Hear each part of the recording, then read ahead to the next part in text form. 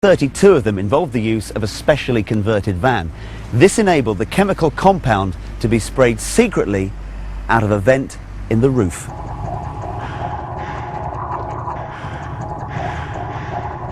The main thing with the Cardington trials was the amount of experiments that were carried out per day. Sometimes, the minimum I think was 4, and then the maximum was 6 on some days. So many trials were done on the same day.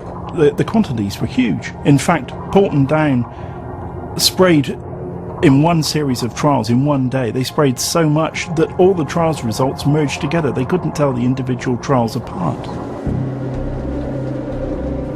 Scientists who were actually providing the source, they were completely protected against this substance. Yet, a few yards away from the van, there were people walking around totally unprotected. It sounds dramatic, but there would have been newborn babies in prams, there would have been young children, there would have been old people, there would have been people with asthma. If you lived next to that route, you were really taking in quite a large dosage over a very small period of time.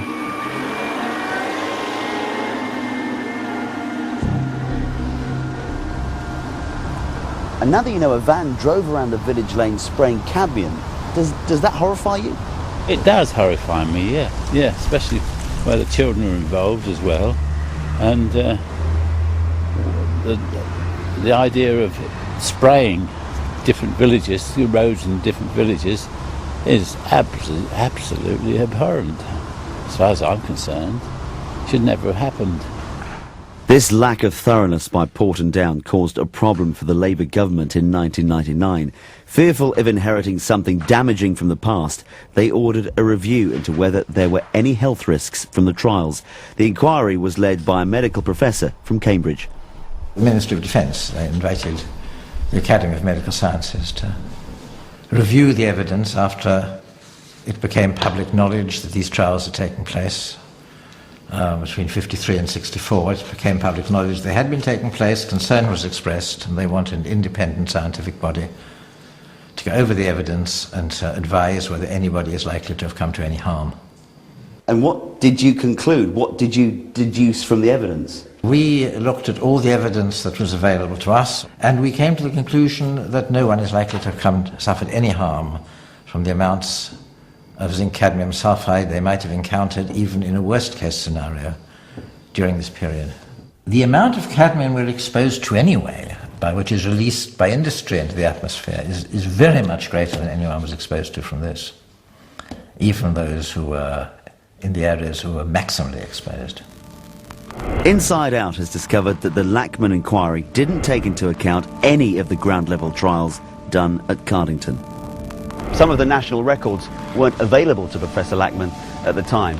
We have now seen the missing documents, and these show that there were more trials, but they were never officially reported. We do not have detailed accounts of the land release at Cardington. We have them from Bewley, but you've just shown me some figures, and the highest figures at Bewley were much higher.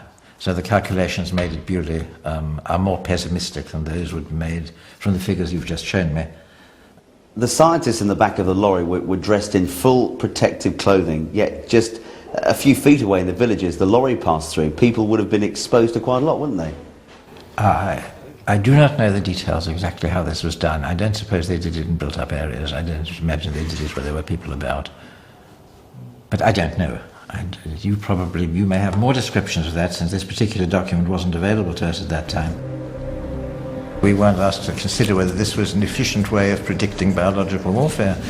But if you ask me just as an uninformed observer, I think this was actually a very sensible way of doing it. They were very similar to the trials that were done in the United States at the same time. So what is safe exposure to a poison? In the States, the trials in the 1950s and 60s were more openly known about, and there were people prepared to speak out against toxic spraying in public places. An environmental professor, Art Spomer, became concerned about the deliberate exposure of cadmium to humans.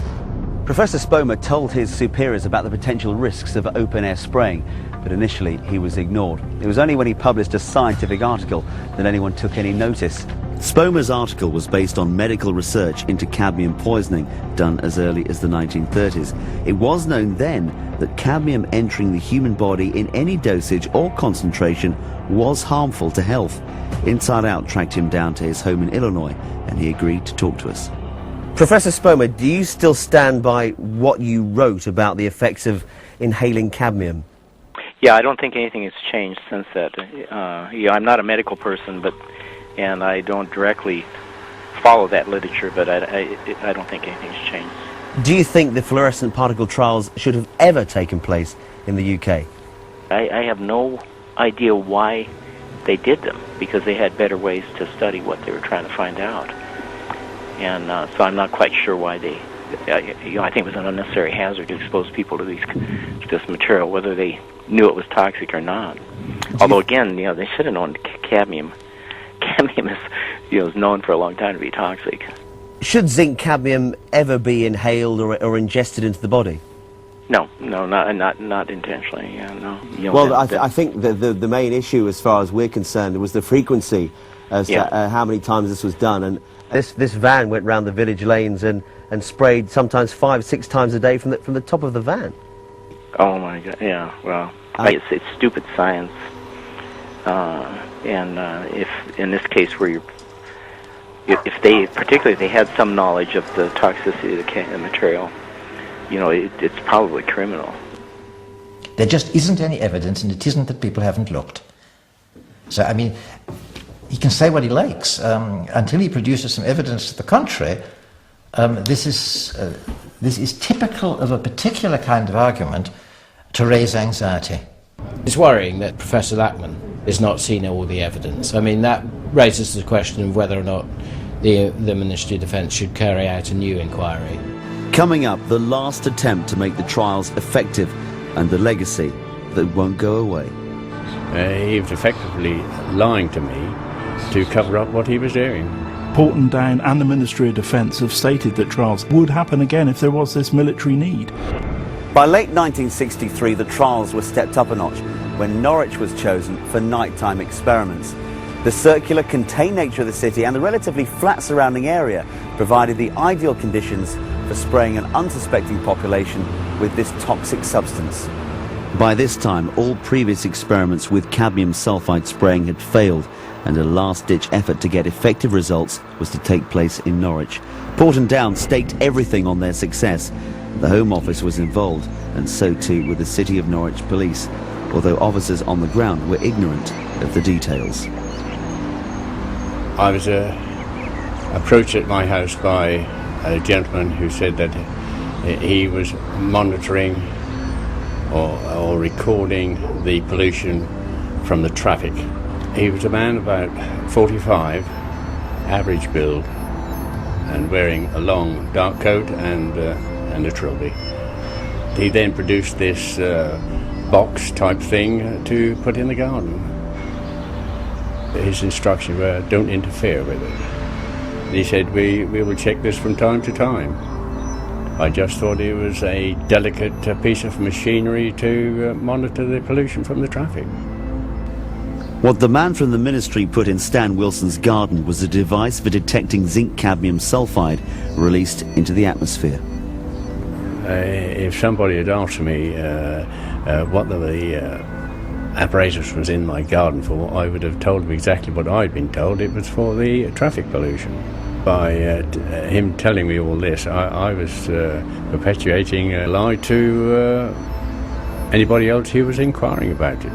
I feel completely disgusted that they should have used this cadmium sulphide when they knew that it was a very dangerous poison.